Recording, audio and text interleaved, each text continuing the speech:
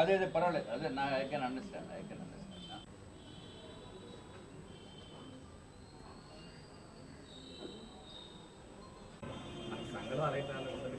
So అక్కడ ప్రధానమంత్రి, ఇక్కడ ముఖ్యమంత్రి గారు ఎన్నో సంస్కరణలు తీసుకువచ్చిన ఈ లంచాలకి అలవాటు పడిన వ్యక్తులు కొంతమంది, అందరూ అని అనటం లేదు, కొంతమంది అధికారులు కానీ వ్యక్తులు కానీ విచ్చలవిడిగా లంచం, ఇది లక్షలు అడ్వాన్సుల రూపంలో చెక్కుల రూపంలో ఇచ్చి తీసుకోవడం అనేది మన రాష్ట్రం ఎక్కడ పోతుందా అనేది మనము ఒకసారి ఆలోచించుకోవాల్సిన విషయం ఉంది. నేను గౌరవ ముఖ్యమంత్రి గారిని కోరేది ఏమిటంటే ఒక సెపరేట్ మంత్రిత్వ శాఖ పెట్టండి. యాంటీ కరప్షన్ బ్యూరోకి ఒక సెపరేట్ మంత్రిత్వ శాఖ, ఒక మంత్రి గారి పని ఏంటంటే ఈ కరప్షన్ని అడ్డు కట్టడం వేయటం గురించే ఒక అటువంటి మంత్రిత్వ శాఖ కనుక ఉంటే బాగుంటుంది. ఇప్పుడు ఎంత దౌర్భాగ్యమో చూడండి. నిన్న ఏసీబీ అధికారులకి చెప్పడం జరిగింది, మాట్లాడటం జరిగింది, వీడికేమో మినిమం 4 లక్షల క్యాష్ కావాలి, 4 లక్షలు అంటే ఇక ₹1,00,000 షార్టేజ్ ఉంది, ఏసీబీ దగ్గర ఉంటుందేమో డబ్బు అని అడిగాను నేను. వాళ్ళు ఏమైనా డబ్బు ఉంచుతారేమో అని, అంటే వాళ్ళు గవర్నమెంట్ డబ్బు, వాళ్ళ దగ్గర డబ్బు ఏమి ఉండదు. ఎన్సీఏఈఆర్ అనేది ఒక సంస్థ, national council for applied economic research. వాళ్ళు మే 2016లో ఒక రిపోర్ట్ ఇచ్చారు.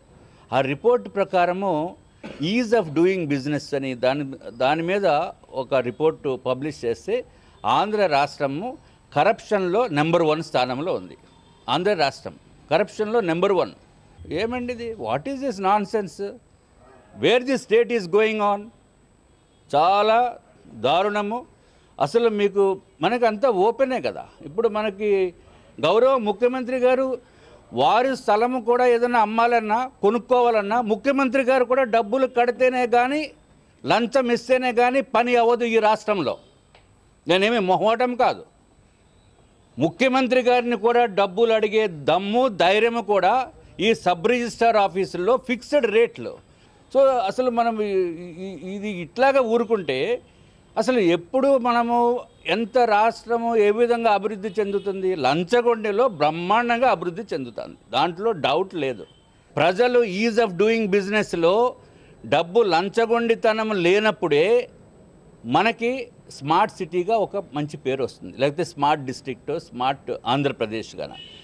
ఎవరైతే పబ్లిక్ విశాఖపట్నం జిల్లాలో ఎవరైతే పబ్లిక్ గనక ఏసీబీ అధికారుల్ని ఆశ్రయించి వాళ్ళ దగ్గర నుంచి వాళ్ళ సహాయంతో ట్రాప్ చేస్తే ఎవరన్నా అధికారిని, ఎవరైతే ట్రాప్ చేయించారో వాళ్ళకి నేను ₹10,000 అఫీషియల్గా నగదు బహుమతి అవార్డు ఇస్తాను.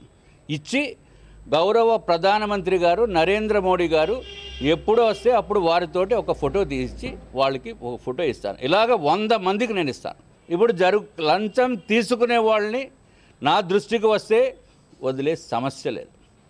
ఏదో రోడ్లకి ఒక 5 కోట్లు 10 కోట్లు కాదు కావాల్సింది, రోడ్లు క్లీన్ చేసేయటమే కాదు. తప్పనిసరిగా ఇది ఇంకా ఒక్కళ్ళే, బోళ్ళ మంది ఉన్నారు, నాకు తెలిసిన వాళ్ళు ఉన్నారు, బోళ్ళ మంది తినేస్తున్నారు దారుణంగా. దారుణాతమైన దారుణం, మామూలు దారుణం కాదు, అంత దారుణంగా అవినీతిమయం అయిపోయింది ఈ రాష్ట్రము. ఇప్పుడు మరి గౌరవ ముఖ్యమంత్రి గారు దీని మీద ప్రత్యేకమైన ఫోకస్ పెడితేనే కానీ ఈ రాష్ట్రాన్ని బాగు చేయటం చాలా కష్టం.